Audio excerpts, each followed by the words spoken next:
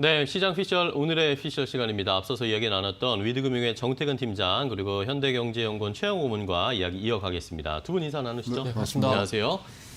자, 오늘은 일단은 가장 큰 이슈가 미국이 큰 폭의 하락이 있었기도 했지만 우리 시장에 좀 더 집중해 보면 네이버가 실적을 발표했고 삼성전자도 화학정 실적을 발표를 했습니다. 또 참 공교롭게 양 기업이 모두 분기 사상 최대의 매출을 기록을 하면서 좋은 실적을 발표를 했는데요. 자, 그럼 먼저 정태근 팀장님과 네이버, 삼성전자 실적을 한번 평가를 해볼까요? 네. 일단은 삼성전자 같은 경우는 잠정 실적을 발표하게 되면서 사상 최대 영업이익에 대한 얘기도 나왔었고요. 네. 일단은 그 최근래 사상 최고치고요. 그리고 네이버 같은 경우는 분기점 봤을 때는 사상 최대 실적이 발표가 되고 있는데 양의 사모도 공통점 같은 경우는 일단은 언택트 수혜가 작용됐다라는 점. 아시다시피 3월 달부터 카카오라든지 네이버 같은 경우 언택트에 대한 수요에 대한 얘기 계속 나왔었기 때문에 이미 예상했던 네. 부분들이고 삼성전자 같은 경우에는 반도체가 좀 주춤하는 사이에 가전이라든지 스마트폰 부문 이런 언택트와 연관된 이런 업종들이 사업 부문들이 선방을 하게 되면서 또 가장 좋은 또 실적을 또 발표를 했습니다. 그래서 어쨌든 양 시장 모두 언택트 수혜를 보고 있다는 부분들은 긍정적으로 봐야 되겠지만 하지만 또 삼성전자와 네이버의 어떤 차이점은 또 대면과 비대면으로도 날릴 수밖에 없을 것 같습니다.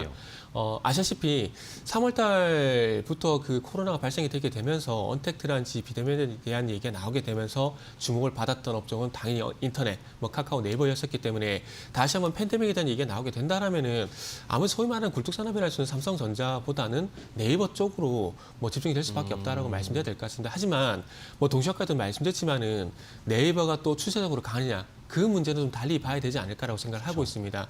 어쨌든 분기 기준 영업이익도 중요하겠지만은 연간 기준 영업이익을 보게 된다라면은 올해 예상치가 한 1조 원 정도 되거든요. 그런데 2017년도 영업이익이 1조 1천억 정도 기록을 했었는데 물가 상승률을 감안했을 때 네이버가 어쨌든 2017년 실적을 넘어서는 그런 실적이 좀 나와줘야 되는데 그러면은 최소한 1조 3천에서 1조 5천억 이상 나와야 된다는 계산이거든요. 그러면 올해 만약에 1조 5천을 넘는 1조 8천억 이런 얘기까지 나오게 된다라면은 조금 더 상승 쪽으로 힘을 실어줄 수가 있겠지만은 2017년도 상회하지 못하는 그런 실적이 나오게 된다라면은 기대감에 의한 상승은 충분히 나왔고 이제 이 기대감에서 매출 실적과 연결이 돼야 되는데 그런 부분들은 아마 내년 후내년 쪽으로 넘어가야 되지 않을까라고 생각을 좀 하고 있습니다. 그래서 어쨌든 네이버 같은 경우는 주가 조정 기간, 그러니까 주가 좀 쉬어가는 구간이 필요할 수밖에 없다라고 말씀드려야 될 것 같습니다. 네. 자, 정태근 팀장과 일단 확인을 해봤고, 최영호 고문님의 의견도 좀 궁금합니다. 삼성전자 영업이익률이 18.4% 나왔다, 꿈의 이익률 이런 이야기도 나오는데 어떻게 보셨어요? 지금 이제 앞으로의 기대감이 지금 반영돼서 지금 삼성전자 빠지는 것 같습니다. 왜냐하면 네. 우리가 지난 3분기 우리 경제 성장률이 1.9%까지 올라갔어요. 그쵸. 근데 수출에 의한 부분들이 굉장히 컸거든요. 근데 삼성전자가 이 반도체 부분이 지금 약진을 할 수 있었던 부분은 화웨이의 제재가 9월 15일부터 있었기 때문에 그 전에 밀어내기가 있었어요.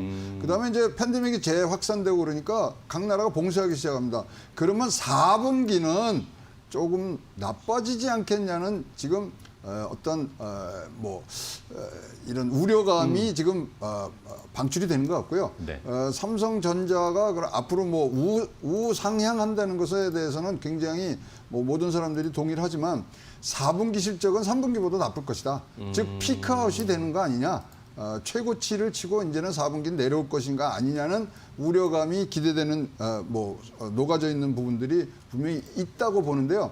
사실 이제 이것이 얼마나 반등이 될 거냐는 내일 아침이면은 미국에서 들어오는 뉴스에 의해 정해질 거라고 생각합니다. 아까 말씀드렸는데 미국의 3분기 GDP 28.3 지금 얘기하고 있거든요, 연율요. 그러면 우리나라로 하면 7% 정도예요. 중국을 능가합니다. 그다음에 블룸버그에서 하는 시장 컨센서스는 32%입니다. 그럼 8%대. 그러면 미국의 장이 올려줄 거고 마침 또 중국의 오중전에 끝나서 중국도 올려야 되는 부분 이러한 것들이 합쳤을 때 내일이 좋을 수가 있고요. 특히 거기에는 구글의 알파벳이라든가 애플, 아마존.com 여기가 실적 발표라는데 얼마나 좋은 숫자가 나올 것인가가 내일 장세를 하기 때문에 계속 말씀드립니다. 오늘은 보수적으로 그다음에 준비를 해오시고요. 전 개인적으로 이렇게 팬데믹이 재확산됐을 때 가장 눈여겨봐야 되는 것은 유가입니다. 유가 5% 빠졌어요. 어제 그쵸. 예, 그 오늘 봉쇄를 새벽에. 하면 유가는 떨어지거든요.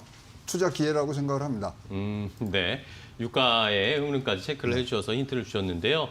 자, 그렇다면 오늘 뭐 삼성전자와 네이버의 실적이 오늘 또 공교롭게 한 날에 나왔는데 이런 상황에서 또 코로나가 해외 쪽에서 겹치는 상황이 또 공교롭게 겹쳤습니다.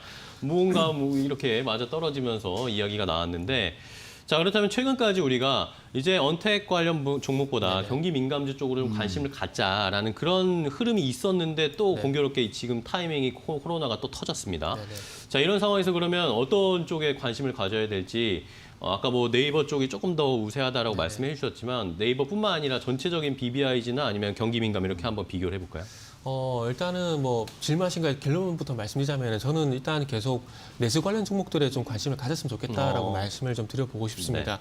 어쨌든 지금 팬데믹 우려가 되고 있는 부분들 그리고 그 감염자가 늘어나고 있다는 부분들은 뭐 상당히 좀 안 좋은 상황은 맞습니다.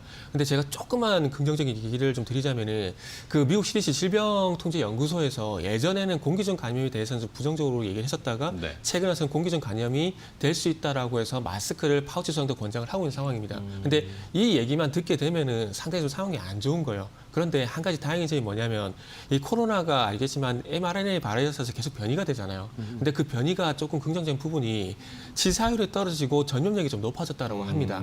그러니까 어떤 바이러스의 독성이 조금 낮아졌다라고 좀 판단을 하고 있는 거죠. 그러다 보니까 이 바이러스에 대한 독성이 좀 낮아지다 보니까 아무래도 이 백신 개발에 대해서 조금 제가 봤을 때는 긍정적인 얘기가 나오는 것 같고요. 그리고 그 아시겠지만 그 코로나 바이러스 스파이크 프로틴 이게 그 몸속에 단백질가 붙는 그 돌기가 있는데 그 돌기 쪽에서 변이가 발생이 됐는데 그 돌기가 항체와 접촉되는 그런 부분의 변이가 아니라 다른 부분에서 변이가 발생이 되게 되면서 걱정은 안 해도 된다라는 그런 얘기가 좀 나오고 있어요. 그러면서 지금 모더나라든지 화이자, 아스트라제네카 이런 회사들에 대해서 백신 개발될 가능성이 상당히 높다는 얘기 나오고 있는데 2000년 이후에 신종플루, 메르스, 사스 이런 바이러스들이 발생이 되는데 유일하게 백신이 나온 게 신종플루입니다.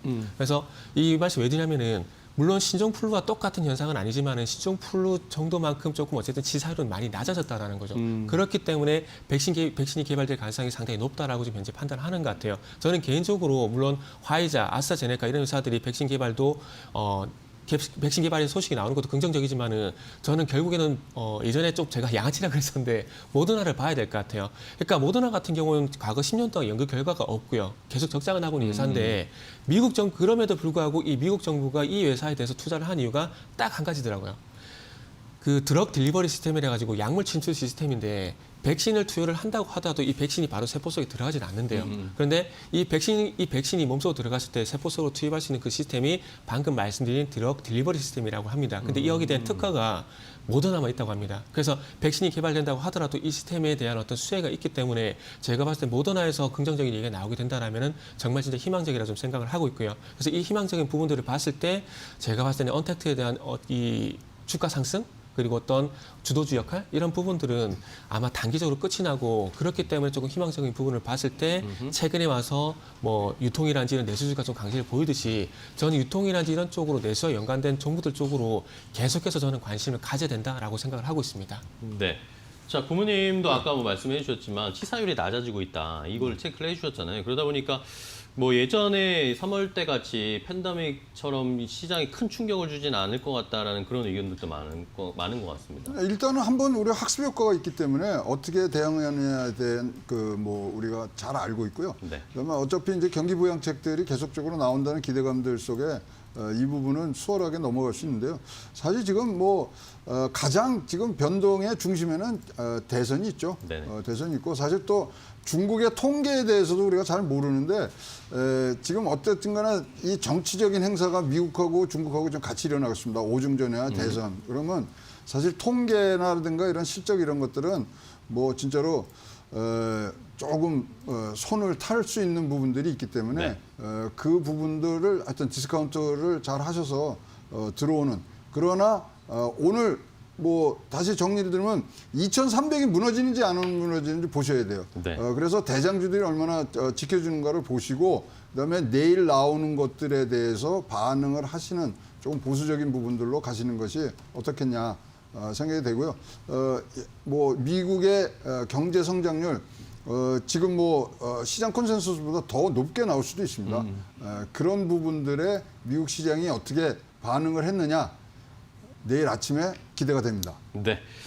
자, 말씀해 주신 것처럼 우리 시장에서 대장주들이 좀 버텨주고 있습니다. 낙폭이 크지는 않습니다만 삼성전자 1%, 네이버는 보합권에서 지금 좀 버텨주면서 하락을 그나마 좀 막아주고 있고 말씀해 주신 것처럼 체크해야 될 것들이 오늘에서 내일 넘어가는 또 우리 주말까지 갈 때 이벤트들이 너무 많습니다. 이런 것들을 좀 체크해 보셔야 되는 입장. 오늘은 조금은 보수적으로 시장에 대응을 하자라는 의견까지 함께 확인을 해봤습니다.